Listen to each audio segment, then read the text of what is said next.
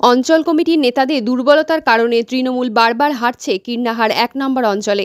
এই পরিস্থিতি থেকে বেরিয়ে আসতে প্রবীণ ও অভিজ্ঞ নেতাদের সামনে এনে নতুন নেতৃত্ব গঠনের বার্তা দেন কোর কমিটির সদস্য কাজল শেখ। কাজল শেখ আরও জানান, কীর্ণাহার ১ নম্বর অঞ্চলের মানুষের প্রয়োজনীয়তা পূরণ হলেও দলের ভেতরের সমন্বয়ের অভাবে কাঙ্ক্ষিত সাফল্য আসছে না। তাই নবীন ও প্রবীণ কর্মীদের একত্রিতভাবে কাজ করার আহ্বান জানান তিনি, যাতে আগামী বিধানসভা নির্বাচনে বিরোধীদের মোকাবিলা করে জয় নিশ্চিত করা যায়।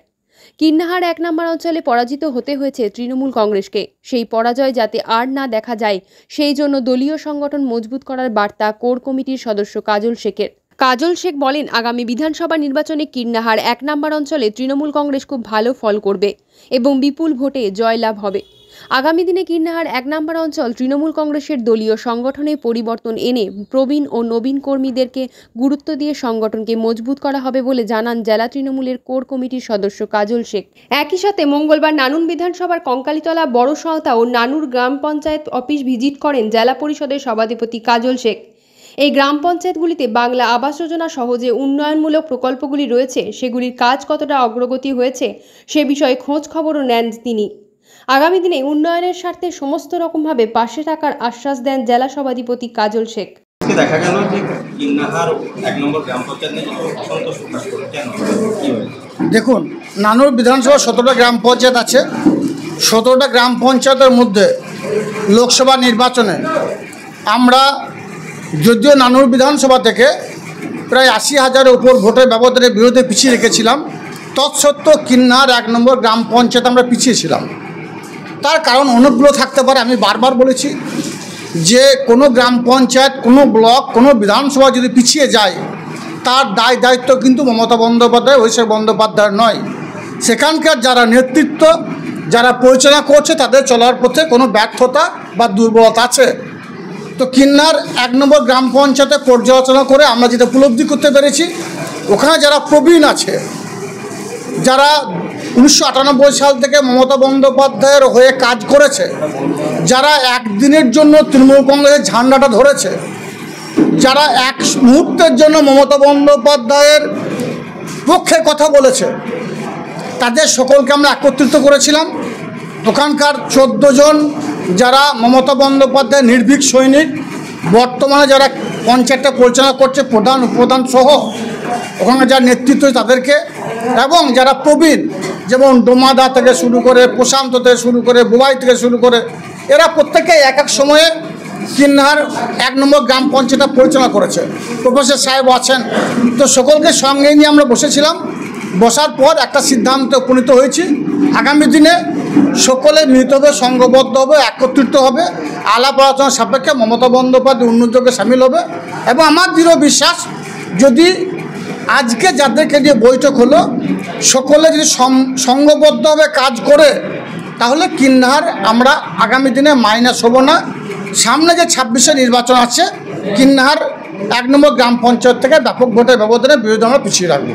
বারবার বলা যায় যে কীর্ণাহার বিজেপি নাকি একটা শক্ত ঘাঁটি, সেই জায়গাতে কীর্ণাহারকে বারবার তৃণমূলকে হার স্বীকার করতে হবে। ২৬শে নির্বাচনের গণনা কেন্দ্রে আমি আপনাকে রিকোয়েস্ট করব, ওই দিন আসবেন, গণনা কেন্দ্রে দেখিয়ে দেবো।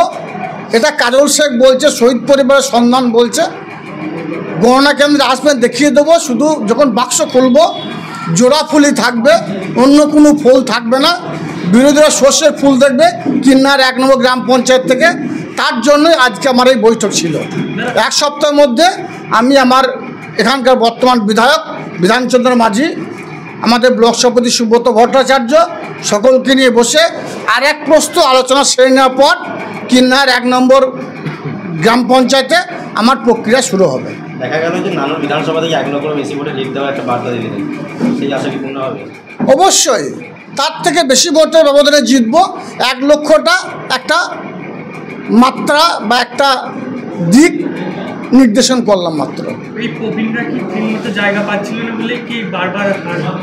বিভিন্ন সময়ে বিভিন্ন কারণে এদের মধ্যে মতানৈক্য ছিল, সেটা আলাপ আলোচনা করেছি এবং আলাপ আলোচনা সাপেক্ষে সেটাকে যত দ্রুত সম্ভব আমরা মিটিয়ে নেব।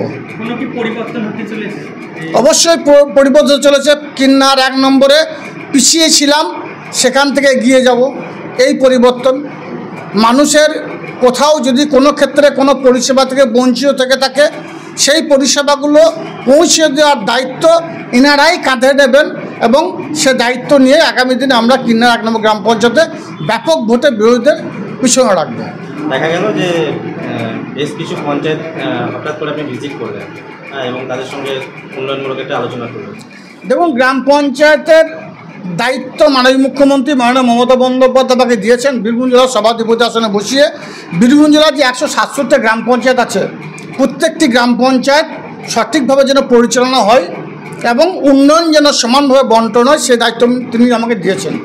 তো বর্তমানে যে গ্রাম পঞ্চায়েতগুলো আমি ভিজিট করলাম, আজকে কঙ্কাইতলা গিয়েছিলাম, বড়সাউতা গিয়েছিলাম, নানুর গিয়েছিলাম, প্রত্যেকটি গ্রাম পঞ্চায়েতে 15 ফিনান্সের কাজ কদ্দূর এগিয়েছে, 5th ফিনান্সের কাজ কদ্দূর এগিয়েছে, পঞ্চায়েতে কোনো বড় রাস্তা হয়নি এমন আছে কি না, কোনো ব্রিজ করতে হবে কি না, কোনো নিকাশি ব্যবস্থা কোনো প্রবলেম আছে কি না। তাছাড়াও সব থেকে যেটা মূল বিষয় আমার ভিজিট করার উদ্দেশ্য সেটা হচ্ছে আমাদের মাননীয় মুখ্যমন্ত্রী মাননীয় মমতা বন্দ্যোপাধ্যায় যেটা কেন্দ্রীয় সরকার বাংলাকে বঞ্চনা করছে, আবাস যোজনা বাড়ি কেন্দ্র সরকার দেয়নি। আমাদের মাননীয় মুখ্যমন্ত্রী মাননীয় মমতা বন্দ্যোপাধ্যায় বীরভূম জেলায় 53,301টা বাড়ি দিয়েছেন। তার মধ্যে সেকেন্ড কিস্তির টাকা প্রায় 48,000 বাড়িতে পৌঁছে গেছে। বাকি 7,000-এর কাছাকাছি বা 7,000-এর কিছু বেশি বাড়িতে এখনও সেকেন্ড কিস্তির টাকা ঢোকেনি। তার মানে তারা লিন্টন পর্যন্ত এখনও তৈরি করতে পারেনি। কেন পারেনি, কী জন্য পারেনি, সেই বিষয়গুলো নিয়ে আলোচনা হলো। যেমন কঙ্কাইতলা গ্রাম পঞ্চায়েতে 12টি বাড়ি বাকি আছে, বড়সাউতা গ্রাম পঞ্চায়েতে এখনও 47টা বাড়ি আছে যে বাড়িগুলো লিন্টন পর্যন্ত হয়নি। অর্থাৎ সেকেন্ড কিস্তির টাকা মাননীয় মুখ্যমন্ত্রী মাননীয় মমতা বন্দ্যোপাধ্যায় দেওয়ার সত্ত্বেও গ্রাহক এখন নিতে পারেনি। তারপরে আমি নানুরে গিয়েছি, নানুরে প্রায় 70টার কাছাকাছি বাড়ির সেকেন্ড কিস্তির টাকা এখনও তারা নিতে পারেনি। কেন পারেনি, কী জন্য পারেনি, প্রশাসনিক স্তরে দেখার জন্য বলেছি। সঙ্গে সঙ্গে পলিটিক্যালভাবে রাজনৈতিকভাবে যা দায়িত্ব আছে প্রধান উপপ্রধান সহ গ্রামের যারা সদস্য আছে তাদেরকে বাড়ি বাড়ি গিয়ে ডোর টু ডোর গিয়ে দেখার জন্য বলেছি আমি। তারা সার্ভে করবে, সার্ভে করে আমাকে রিপোর্ট দেবে, সেই রিপোর্ট আমি যেখানে পাঠাবো। আগামী দিনে কি বীরভূমের আর কোনো পঞ্চায়েত করবেন?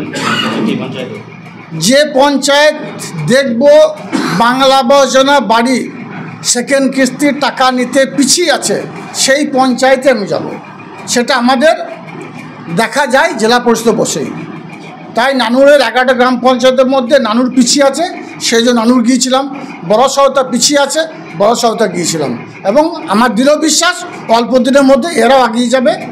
মমতা বন্দ্যোপাধ্যায় বাংলায় যে মাটির বাড়িগুলোকে পাকা বাড়ি করার স্বপ্ন দেখেছেন, তিনি প্রত্যেক মানুষের মাথায় যে ছাদ দেওয়ার পরিকল্পনা করেছেন সেটা আগামী দিনে সঠিকভাবে বাস্তবায়িত হবে। আর এই সেকেন্ড কিস্তির টাকাগুলো কমপ্লিট হয়ে গেলে